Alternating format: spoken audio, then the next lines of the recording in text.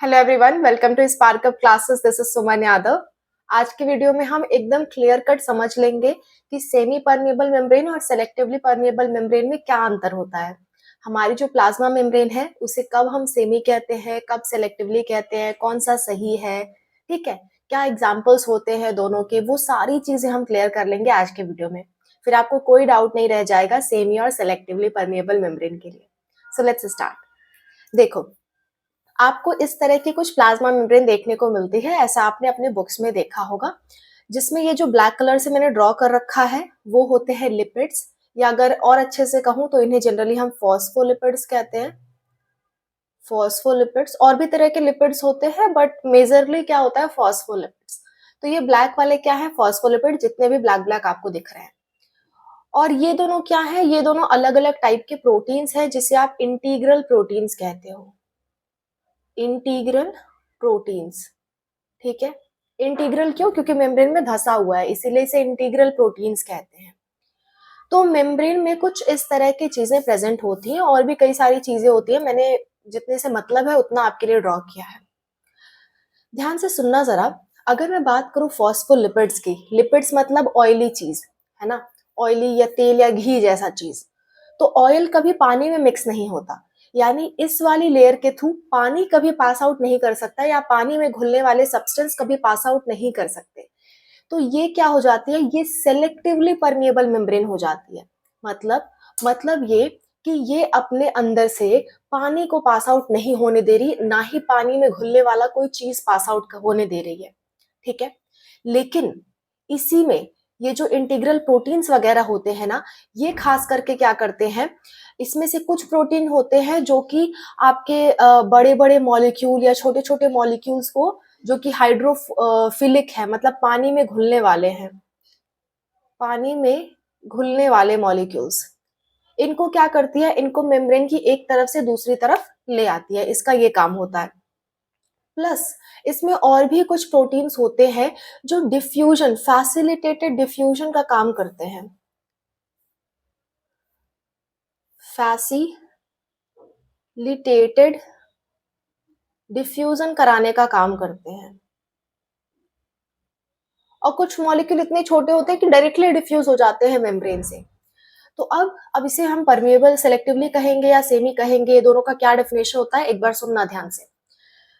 Semi permeable का मतलब होता है कि अगर कोई मेम्ब्रेन किसी भी मॉलिक्यूल को, ठीक है, साइज के बेस पे अपने थ्रू पास होने दे, और कुछ मॉलिक्यूल्स को ना पास होने दो, so that is your semi permeable membrane. जैसे मान लो, अगर ये मेम्ब्रेन है, ठीक है, और यहाँ पे पार्टिकल साइज इतना बड़ा है और एक पार्टिकल साइज इतना बड़ा है, तो इस वाले को पास आउट होने दे रही है, इस वाले को नहीं होने दे रही। इससे बड़े जितने भी होंगे या इसके लगभग जितने भी होंगे वो सारे पास आउट नहीं हो पाएंगे, लेकिन ये वाले से छोटे जितने होंगे वो सारे क्या होंगे, पास होंगे। तो इस तरह की मेम्ब्रेन को हम कहते हैं सेमी परमिएबल। सेमी परमिएबल, ये खाली साइज के बेस पे पास होने दे रही है, ठीक है, उसे और किसी चीज से कोई मतलब नहीं है कि ये लिपिड है, ये पानी का मॉलिक्यूल है, ये आयन है, क्या है, इससे कोई मतलब नहीं है इस मेम्ब्रेन को, खाली साइज के बेसिस पे ये पास होने देगी। लेकिन जो आपकी सेलेक्टिवली परमिएबल मेम्ब्रेन होती है, उसके थ्रू बड़ा हो, छोटा हो, ठीक है, मीडियम साइज हो, उससे कोई मतलब नहीं है। ये कुछ लोगों को पास होने देगी, कुछ को नहीं होने देगी। साइज से इसका कोई मैटर नहीं है, ये नेचर देखती है कि किस तरह का है ये मॉलिक्यूल, लिपिड है कि वाटर बेस्ड है, कैसा है मॉलिक्यूल। तो इसे हम सेमी और सेलेक्टिव की कैटेगरी में रखते हैं, ठीक है। तो सुनो जरा एक बार, डेफिनेशन आप नोट डाउन कर लो, मैं अभी लास्ट में लिखवा भी दूंगी। Semi permeable membrane allow passing the molecule based on their size, but selectively permeable membrane allow passing of molecules based on their nature. Okay, तो अब बात ये आती है कि कौन सी सेमी परमिएबल है, कौन सी सेलेक्टिवली परमिएबल है। अगर हम बात करें ओवरऑल मेम्ब्रेन की, तो ओवरऑल मेम्ब्रेन में फॉस्फोलिपिड्स हैं जो कि सेलेक्टिवली परमिएबल की तरह बिहेव कर रहे हैं, सिर्फ लिपिड को पास आउट होने दे रहे हैं। कुछ प्रोटीन्स हैं जो कि सेमी परमिएबल की तरह बिहेव कर रहे हैं। और ओवरऑल अगर देखा जाए तो ज्यादातर मेम्ब्रेन्स में लिपिड ज्यादा होता है, तो लिपिड्स के बेसिस पे आप सेल मेम्ब्रेन को सेलेक्टिवली परमिएबल मेम्ब्रेन कहो तो ज्यादा सही है, ठीक है। Cell membrane is your selectively permeable membrane. कहीं कहीं सेमी परमेबल दिया रहता है तो समझ लेना कि वो प्रोटीन के बेसिस पे दे रहा है। कुछ मेम्ब्रेन से प्रोटीन बहुत ज्यादा होती है तो उस बेसिस पे उसको सेमी परमेबल दे रहा है, लेकिन बेटर है आपका कहना कि ये सेलेक्टिवली परमेबल मेम्ब्रेन है। ठीक है, अच्छा, just a minute, my pen is not working. Okay, कोई बात नहीं। ठीक है, तो मैं एक बार आपके लिए डेफिनेशन विद एग्जांपल्स लिख देती हूँ। एग की मेम्ब्रेन को लेकर भी काफी लोगों में कंफ्यूजन आता है। क्या कंफ्यूजन है अभी समझते हैं। ठीक है, या fine, my pen is working now. देखो, एग की जो मेम्ब्रेन होती है, जो आपका एग होता है ना, एग, ये आपका अंडा है प्यारा सा, ठीक है, तो एग के ऊपर एक कैल्शियस सेल होती है। उस शेल के नीचे क्या होता है, यहाँ पे दो मेम्ब्रेन होती हैं बेटा, याद रखना, यहाँ पे दो मेम्ब्रेन होती हैं। ठीक है, आपको लगता है वो एक मेम्ब्रेन है लेकिन दो मेम्ब्रेन है। एक है आउटर जो कि सेमी परमिएबल होती है, और एक होती है इनर जो कि क्या होती है, सेलेक्टिवली परमिएबल होती है। ठीक है, तो अंडे के केस में आप सेमी कहो या सेलेक्टिवली कहो, डिपेंड करता है कि आप किस मेम्ब्रेन की बात कर रहे हो। तो कहीं कहीं आपको सेमी परमिएबल मिल जाएगा, कहीं कहीं selectively permeable, both are correct. अगर आपको सेमी और सेलेक्टिव में चूज करने को मिले ना, तो हमेशा सेलेक्टिवली चूज क्या करो, क्योंकि जितनी भी बायो की मेम्ब्रेन है, बायोलॉजिकल मेम्ब्रेन, वो सारी नखड़ेबाज होती हैं। ठीक है, वो सारी नखड़ेबाज होती है, इक्वालिटी नहीं दिखाती हैं, किसी को अपने थ्रू पास होने देंगी, किसी को नहीं होने देंगी। ठीक है, ये सॉल्यूट या सॉल्वेंट में भेद नहीं करती कि सिर्फ सॉल्वेंट को पास होने दे, सॉल्यूट को ना होने दे, कोई भेदभाव नहीं करती। ठीक है, मुझे एक बार चेक करना पड़ता है ये ऑन है कि नहीं।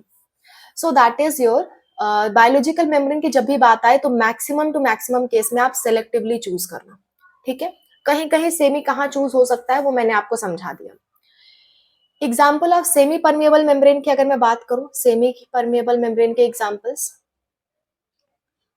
तो इसमें आप एग्जाम्पल ले सकते हो अपना टोनोप्लास्ट एक होता है जो कि वैक्यूल के ऊपर होता है। वैक्यूल एक आपका सेल ऑर्गेनल है, उसके ऊपर जो मेम्ब्रेन होती है उसे हम टोनोप्लास्ट कहते हैं। वो अधिकांश क्या होती है, सेमी परमिएबल होती है। ये एक बायोलॉजिकल मेम्ब्रेन है जिसको आप टोटली सेमी परमिएबल कह सकते हो। नेक्स्ट होती है पार्चमेंट पेपर। ठीक है, पार्चमेंट पेपर, और आप कह सकते हो कैटायन एक्सचेंज मेम्ब्रेन कह सकते हो, cation exchange membrane, anion exchange membrane, ऐसे बहुत सारी मेम्ब्रेन्स बनाई जाती है। ठीक है, जितने भी नॉन लिविंग मेम्ब्रेन होती है ना, वो अधिकांश क्या होती है, अधिकतर होती हैं आपके सेमी परमेबल मेम्ब्रेन। और इसका यूज कहाँ होता है, ऑस्मोसिस जब आप पढ़ते हो ना, ऑस्मोसिस में बहुत ही रेयर केस में आपने कभी सेलेक्टिवली का नाम सुना होगा, हमेशा सेमी परमेबल मेम्ब्रेन का नाम सामने आता है। क्यों, क्योंकि ऑस्मोसिस में हमें सिर्फ सॉल्वेंट को पास कराना होता है, लेकिन आपकी बायोलॉजिकल मेम्ब्रेन क्या करेगी, सेलेक्टिवली परमेबल मेम्ब्रेन, वो नखड़ेबाज है, वो सॉल्यूट को भी पास होने देगी, सॉल्वेंट को भी, बेस्ड ऑन देयर नेचर, ना कि उनके सॉल्यूट या सॉल्वेंट या साइज के बेसिस पे, नेचर के बेसिस पे वो पास होने देती है। इसलिए ऑस्मोसिस में हमेशा क्या यूज करोगे आप, सेमी परमेबल मेम्ब्रेन। तो एक क्लियर कट बात समझ लो, biological membrane always selectively permeable membrane, except some cases, कहीं कहीं आ जाए तो एक्सेप्ट कर लेना। नेक्स्ट, ऑस्मोसिस में in 99% cases you will use semi permeable membrane. Okay, so I hope this is very clear to you now. अगर फिर भी कोई डाउट रह जाता है, please mention in the comment section, I am ready to help. Wish you all the best.